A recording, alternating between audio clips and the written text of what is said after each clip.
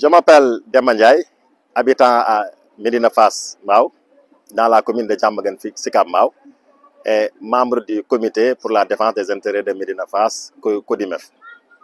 Alors, monsieur, nous avons vu tous l'attitude du ministre Cheikh Tidiane Dièye qui devait venir s'enquérir de la situation de ce bassin ici. Après l'avoir fait à Samsam 3, il a esquivé cette partie vraiment qui est un peu dangereuse ici. Quelle est la lecture que vous en avez par rapport à cette attitude du ministre? Alors, nous l'avons appris comme tout le monde. On nous avait annoncé que le ministre allait passer ici, dans la commune de Diamaguène Sicap Mbao, pour visiter le bassin versant de Médina Fass, n'est-ce pas, qui est une grande casse-tête. Alors, on s'est mobilisé pour l'attendre ici, afin de lui souligner les manquements qui se trouvent ici, dans le bassin. Particulièrement, le problème des impactés qui devaient être indemnisés, et jusqu'à présent, alors ils ne sont pas encore dans leur fonds. Alors, il y a aussi la situation de la clôture, parce que vous l'avez constaté, le bassin est à ciel ouvert. Donc, il n'est pas encore clôturé.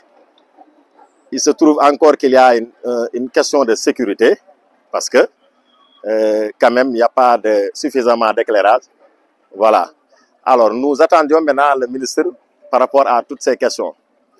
Et grande est notre surprise de constater que le ministre alors nous a esquissé. Alors maintenant, on ne sait pas encore si c'est de sa propre gré ou bien alors il y a des déçus, il y a des non-dits. Mais en tout cas, la population de Médina Fass n'est pas contente de cette attitude des autorités. Parce qu'on ne voit pas une situation dans la commune plus alarmante que celle-ci. Donc, même si c'était un seul lieu à visiter, je crois que ça devait être ici. Mais malheureusement, alors le ministre ne s'est pas rendu dans ce bassin où il y a un problème de sécurité qui se pose. Et vous l'avez constaté, les images sont là. Il n'y a pas de mur de clôture, il n'y a rien du tout. Les impactés sont là avec nous. Ils ne sont pas encore été indemnisés.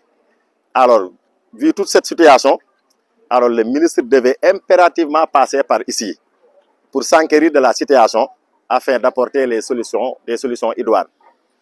Voilà. Très bien. Mais est-ce que vous avez aussi parlé avec des autorités plus proches, des autorités compétentes comme le maire et aussi un député proche de vous pour qu'il puisse vous aider par rapport à ces situations déplorables? Alors, toutes les autorités sont au courant de la situation. Les autorités de l'APIX sont au courant. Les autorités administratives, le maire, le sous-préfet sont au courant de cette situation. Ils ont quand même tenté, n'est-ce pas, de faire le mieux pour régler le problème, mais jusqu'à présent, rien n'est encore fait de la part des autorités. Alors, comme le ministre est l'autorité supérieure, alors c'est pourquoi nous attendions le ministre vraiment pour qu'il puisse visiter le lieu et pour bien sûr apporter les solutions qu'il faut. Parce que nous avons tenté toutes les possibilités, mais ça n'a pas marché. C'était pratiquement notre dernier recours. Mais malheureusement, il nous a esquissé. Alors vraiment, nous déplorons cette situation. Et nous lui demandons de corriger cela. Nous lui demandons aussi de recevoir la population de Médina Fass pour qu'on puisse discuter de la situation. Oui, parce que nous savons que lui, il veut que ce bassin soit pratiquement réfectionné. Donc, nous lui demandons de recevoir la population de Médina Fass pour qu'on puisse discuter de la situation. Parce qu'il n'y a pas seulement aussi le bassin, il y a aussi la route Francfort qui a été impactée aussi lors des travaux du PIS 2. Alors, pratiquement, cette route est impraticable. Là aussi, nous demandons aux autorités de venir visiter la route pour qu'ils puissent apporter aussi des solutions, parce que c'est une route qui est en délabrement avancé. Très bien. Voilà. Maintenant, qu'en est-il des indemnisations par rapport à l'APIX, les indemnisations qui ne se sont pas encore, qui n'est juste pas encore réalisées? Alors, quelle est la lecture que vous faites par rapport à ces indemnisations? Oui, alors, jusqu'à présent, là où nous vous parlons, il y a des impactés qui ne sont pas encore été indemnisés. D'ailleurs, certains sont ici présents. Alors là aussi, nous leur demandons de leur indemniser parce qu'ils sont la. Donc maa ngi tudd Adama Keita nekk membre CODIMEF dëkk fii Médina Fass Mbao. Alors très bien ñi gis ki nga xamante ne moo di le ministre Cheikh Tidiane Dièye waroon na ñëw fii nii xool situation bassin bi nga xamante ne moo nekk fii ci Fass Mbao comme ni mu ko defee fee si Médina Fass mais au lieu mu def loolu mu daal di dem yoonam au lieu mu jaar fii defu ko ban gis-gis ngeen am ci loolu. Bon gis-gis bi ñu ci am mooy amuñu satisfaction ci loolu. Parce que mënuñu depuis des années ñuy dund insécurité bu toll nii bassin bii nii amul mur de clôture amul éclairage public amul dara donc ñu démb ñu jot information que ni ministre bi dafay war a ñëw visiter bassin yi nga xamante ne moom moo nekk ci commune bi mais particulièrement bassin bi nga xamante ne moom moo nekk Médina Fass Mbao donc ñu ñëw ba ci suba gi bàyyi suñuy liggéey demuñu dikkuñu di xaar le ministre pour que mu ñëw ñu exposer ko problème yi nga xamante ne bassin bi moom la am ñu dem ba à la dernière minute ñu ne ñu ministre bi du ñëwul donc loolu ñu koy ñaawlu torop boo xoolee ci xar kanamu nit ñi nga xamante ne vraiment amuñu loo xamante ne lu leen neex par rapport ak ministre bi ñàkk ñëwum fii nii te liñ ci mënul concevoir mooy que ni mënoo dem ci bassin boo xamante ne ci gis-gis ak ci gis-gis moom moo gën a nekk en sécurité ak bassin bii nii donc bassin bi mu visité boobu bassin boo xamante ne parfaitement jeex na donc bassin boobu da am na mur de clôture am na grille de protection mais fii nii amul dara donc danger yëpp exposé wu ci ni nga xamante ne ñoom ñooy population mais particulièrement ci xale yi fii ku ko xool xam ne ni sécurité bi fi insécurité bi fi am nii dafa doy waar guddi boo fi dëkkul yow mën nga dox ba dugg ci biir bassin bi donc ñuy ñaawlu loolu bu baax a baax et di ko ñaan mu corriger loolu dans de meilleurs délais mu ñëw fii nii jéem a xool situation bi parce que man dama jàpp ni dafa xamul en réalité lan moo nekk ci bassin bii nii mais bassin bi ku ñëw ba tiim ko gis profondeur bi ci am insécurité bii nga xamante ne moom moo am ci bassin bi jàpp naa ni sa tache noire wala tey sa principale visite tey fii nga koy def ci bassin wu Médina Fass Mbao bii nii. Alors très bien mais est-ce que yaakaarul ne aussi ministre bi peut-être envisager na jàpp beneen bés pour ñëw xool si ou bien loolu amoo leen écho ci loolu aussi.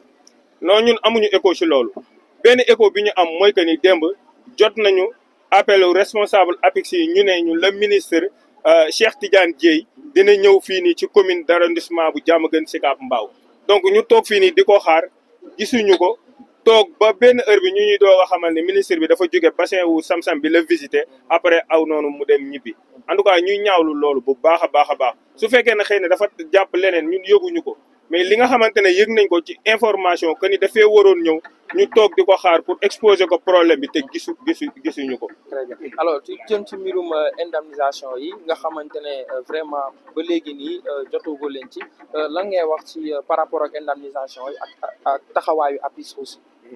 bon ci côté même ci indemnisation yi tey boo xoolee ba ministre bi ñëwul tey population bi dañu taxawoon mer na ñoom tey dañuy yëngal mais ñun ñi nga xamante ne ñun ñoo taxaw fii nii devant la scène ñun ñoo leen wax nañ ñu. les voies et moyens nan la ñuy war a mën a apaiser la situation.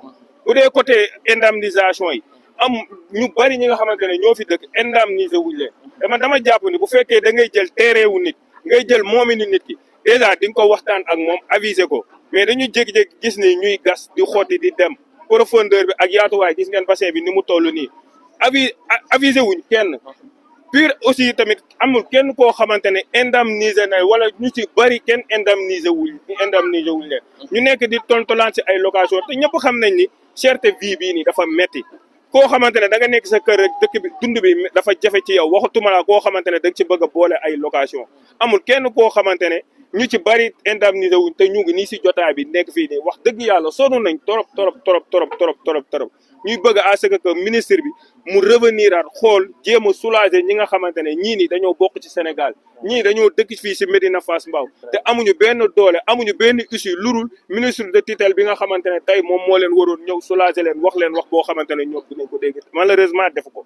alors nga yaakaar ne jege autorités yi gën a jege mooy maire lu ci mel ni maire ak wala député bi nga xamante ne moo leen gën a jege est-ce que loolu communication bi du gën a jàll. bon ñoom jege nañ leen parce que tamit juguñu jug nii rek ba mbir bi amee ne kétti suñu kanam dañoo def ay correspondance tey ñun alerté nañ képp koo xamante ne autorité compétente nga ci biir ci localité bi que ça soit le maire le préfet le sous-préfet ñëpp amul kenn koo xamante ne le commandant amul kenn koo xamante ne yëgoo jafe-jafe bii nga xamante ne ñu ngi koy dund au niveau de Médina Fass Mbao pas moins d'une semaine ñoom ñëw nañ fii le maire mu ànd ak le préfet ñu ñëw fii ni donc ñoom xam nañ bu baax situation bi nga xamante ne ñun population Médina Fass Mbao ñu ngi koy dund peut-être nag dañu naan xëy na te gëmm la wala dëgg si tànk la bon on ne sait pas mais en tout cas daal situation bi c'est déplorable en tout cas ñu ngi leen di wax ñu revenir si lii nga xamante ne ci la ñu nekk jéem a ñëw soulager la population parce que vraiment soxla nañ ko bu baax a baax. alors très bien léegi nag mu mel ni dañuy gisee image ki dañuy rey jaan fii nii et tout.